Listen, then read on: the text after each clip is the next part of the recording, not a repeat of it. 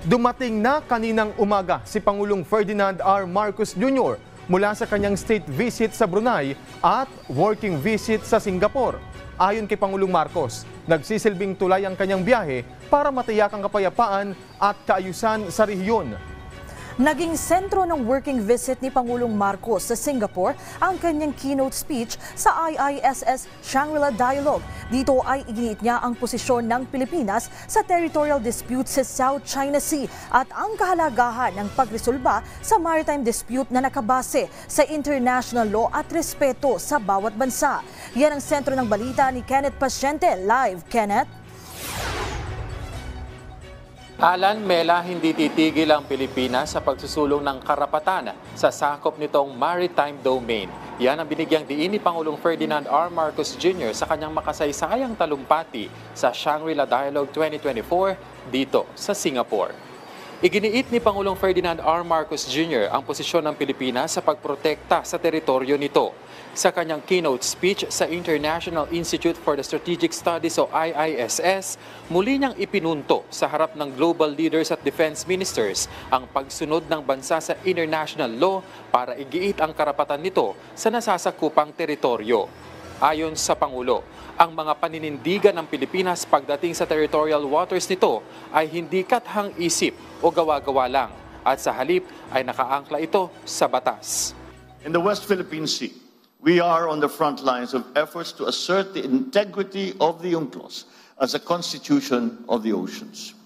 We have defined our territory and maritime zones in a manner befitting a responsible and law-abiding member of the international community.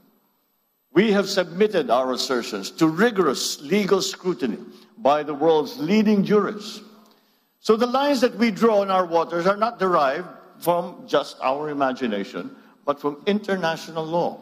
Binigyang diin din ni President Marcos Jr. ang kahalagahan ng 1982 United Nations Convention on the Law of the Sea at ng 2016 Arbitral Award na nagpapatunay lamang anya ng karapatan ng bansa.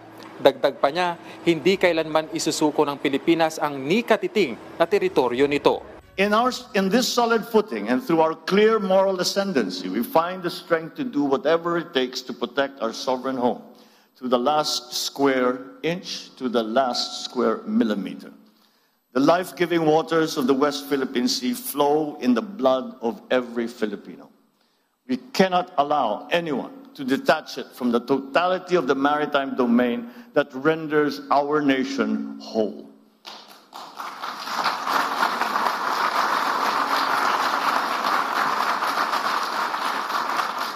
As President, I have sworn to this solemn commitment from the very first day that I took office. I do not intend to yield. Filipinos do not yield. Ayon pa sa Pangulo, patuloy na idadaan ng bansa sa maayos na pakikipagdialogo at diplomasya ang paggiit ng karapatan nito. Iyan ay sa harap ng nararanasang panggigipit ng Pilipinas mula sa ibang bansa na malinaw umanong paglabag sa soberanya at jurisdiksyon ng Pilipinas, gayon din ang international law na nagre-resulta sa tensyon at pagpapahina sa regional peace at security. Despite all this, the Philippines remains committed to the cause of peace upon which our constitutional order is premised.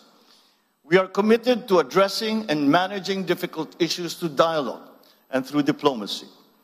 The 1982 UNCLOS and the binding 2016 Arbitral Award provide a solid foundation for the peaceful resolution and management of disputes.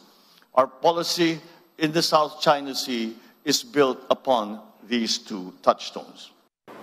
Mela, ang pagbibigay ng keynote speech ni Pangulong Ferdinand R. Marcos Jr. dyan sa IISS ay ang kauna-unahang pagkakataon para sa isang Philippine leader.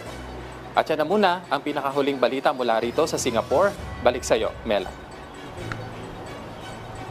Maraming salamat, Kenneth Pasyente.